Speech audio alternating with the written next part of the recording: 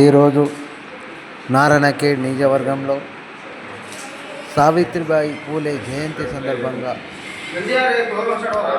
అంబేద్కర్ భవనంలో ఘనంగా నిర్వహించడం జరిగింది. అదేవిధంగా అందరూ సంఘాల నాయకులు పాల్గొని మహనీయురాలికి నివాళులర్పించారు.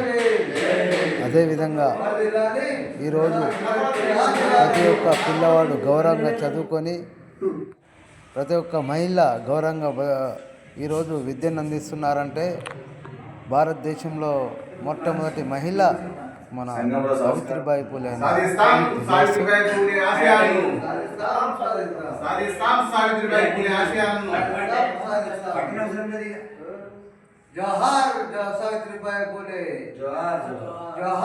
మహనీయురాలు ఆశయాలు సాధించాలంటే ప్రతి ఒక్క యువత గ్రామంలో ఒక అంబేద్కర్ అయితే కదలాలని అందరినీ పిలిపిస్తూ